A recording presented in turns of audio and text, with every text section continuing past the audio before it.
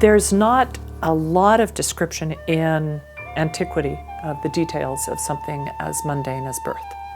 And so when it gets mentioned, it's usually done in some kind of symbolic context or in telling a story. And probably the most powerful place where a story of birth is told is in Ezekiel chapter 16, which describes the birth of the nation of Israel. It has been born out of the waters of the Red Sea as a young girl.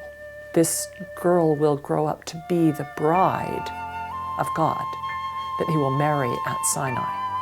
And at this point, the description is given of that birth of that little girl. As for thy nativity, in the day that thou wast born, thy navel was not cut, neither wast thou washed in water to supple thee. Thou wast not salted at all, nor swaddled at all. No eye pitied thee to do any of these things unto thee, to have compassion upon thee.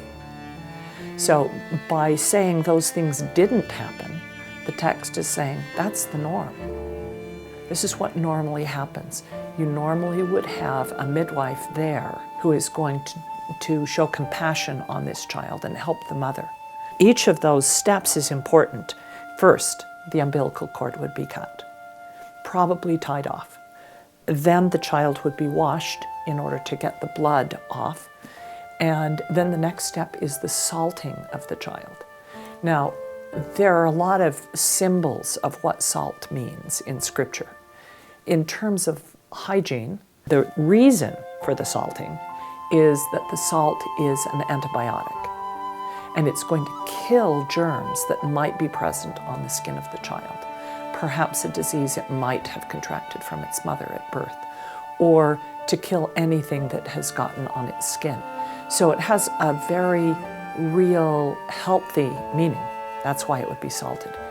Some of the symbols, some will say that because salt is given with the sacrifices at the temple, that this might be preparing a child as an offering. Salt is also a preservative, so it may be done to preserve the life of the child. Of course, that's also the hygienic purpose, is preserving the life of the child. Then it mentions you are not swaddled at all. Now, there's only 2 mentions of swaddling in the Old Testament, and this is one of them.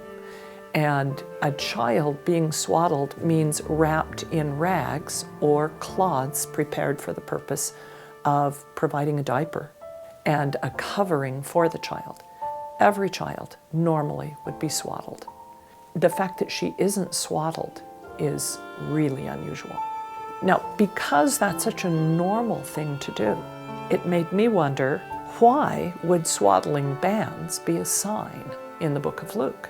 Because that's what it says. As the shepherds are being told to go and see the child, they're told, you'll find the babe wrapped in swaddling clothes, lying in a manger. Every child is wrapped in swaddling clothes. Lying in a manger is unusual. I really love the fact that the King James translators kept that French word, because manger means to eat.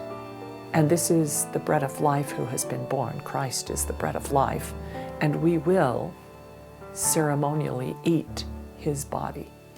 And so that's suggested by that use of manger. So I decided I would look back into the Old Testament and see how swaddling bands could be a sign of anything.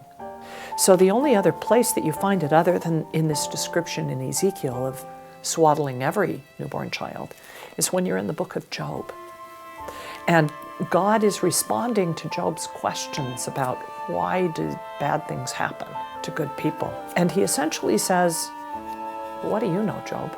Were you there when I created the world? Were you there at the foundation of the world when I built the world? And then he uses this beautiful metaphor for the creation of the world. He describes it as, who do you think shut up the sea with doors when it then broke forth, as if it, the earth, newborn earth, had issued out of the womb, when I made clouds the garments thereof, and thick dark clouds a swaddling band for the earth. So here you have a newborn planet that has just been created, and it is wrapped in these clouds that are the swaddling bands. I love that because the cloud is a symbol of someone in the Old Testament. That does relate to one person. And the cloud is the symbol of the presence of Jehovah. There is a pillar of cloud by day over his tabernacle. His chariot is a cloud.